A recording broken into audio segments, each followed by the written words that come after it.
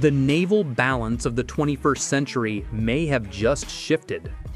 China has revealed to the world that its newest aircraft carrier, the Fujian, can launch fifth-generation stealth fighters using the Electromagnetic Aircraft Launch System, or EMALS.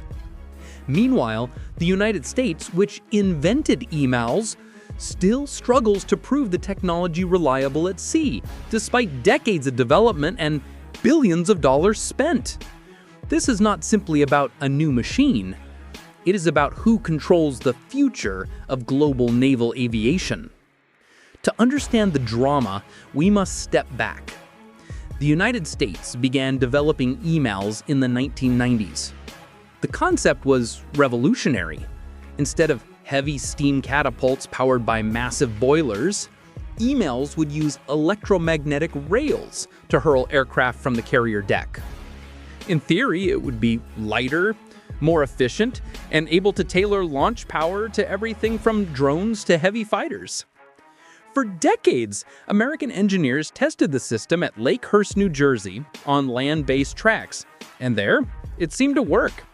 Aircraft were launched with precision, with less stress on their airframes than old steam catapults ever allowed. But success on land did not equal success at sea. When the first Ford-class supercarrier USS Gerald R entered trials, EMALS began to show its flaws. According to reports from Defense News and official Pentagon audits, the system suffered repeated electrical failures, unstable software, and costly repairs. During some sea trials, EMALS failed entirely, halting flight operations for days. The Pentagon's Director of Operational Test and Evaluation documented critical failures. In its early history, out of 747 launches, EMALS suffered 10 major breakdowns, far worse than the reliability threshold required. By one estimate, the system was failing every 181 launches when the Navy's goal was more than 4,000 launches between failures. The U.S. Government Accountability Office highlighted the same problems.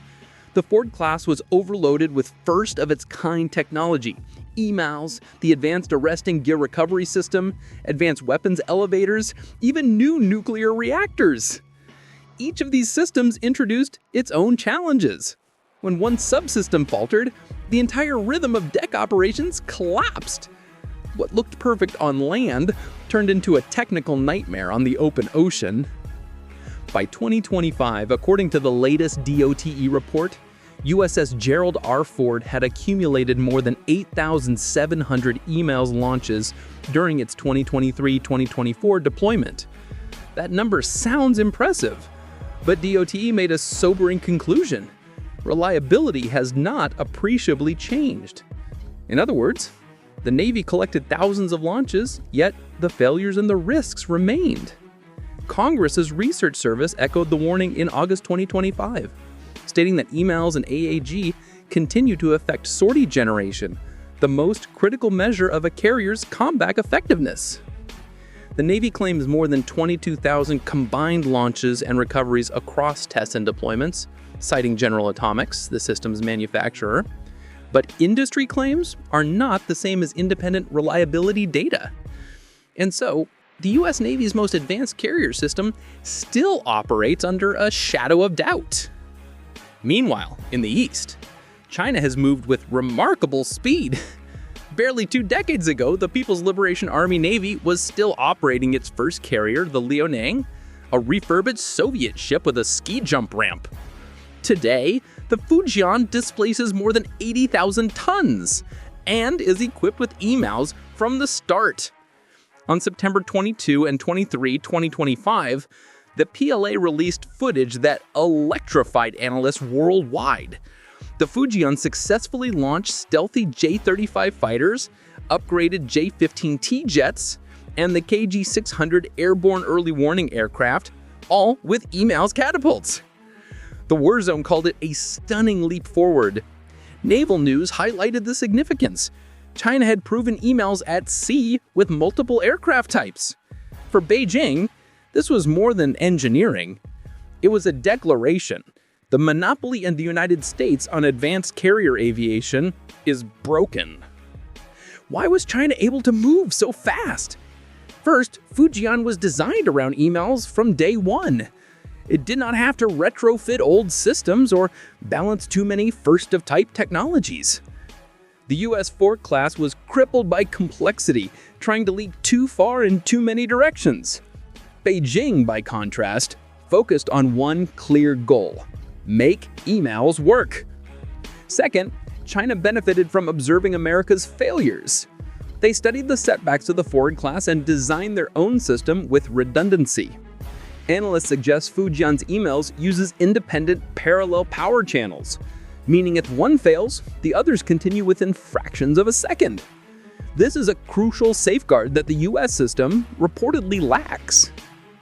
The symbolism is powerful.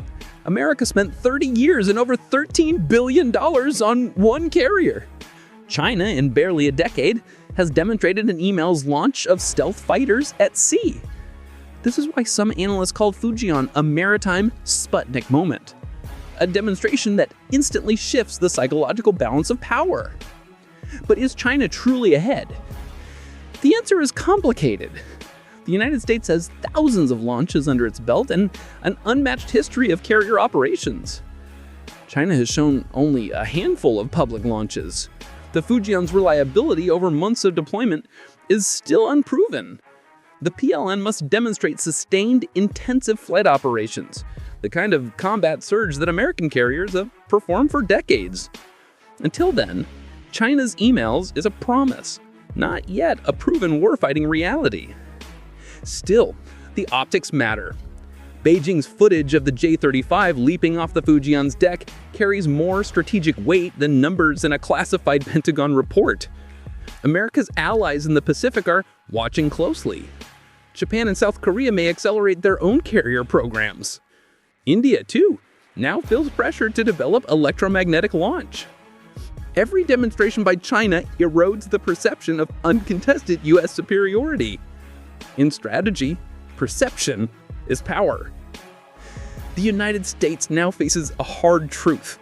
It can no longer take carrier dominance for granted. Congress is demanding answers. Why has EMALS not reached the reliability expected? Why have sortie generation rates not matched promises? And why, despite decades of lead time, does America now look as though it's been overtaken? For China, Fujian is more than a ship.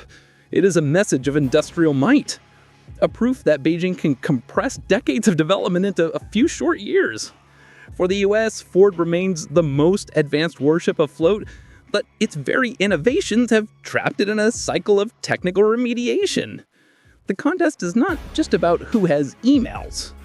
It's about who can field it reliably, day after day, in combat conditions. This is where the story remains unfinished. America has the experience, the fleet, and the global basing network. China has the momentum, the political will, and the shock factor of Fujian's debut. The race is no longer theoretical. It is playing out on the decks of carriers today. Ultimately, EMALS has become a battlefield of prestige. Not just a machine, but a marker of national power. The United States must prove that its system works at scale. China must prove that its system can last under combat stress. The world is watching. The question is no longer whether EMALS works, but who can make it truly battle-ready first. What do you think? Is Fujian the beginning of a new era, or will America's carriers reclaim the lead once EMALS matures?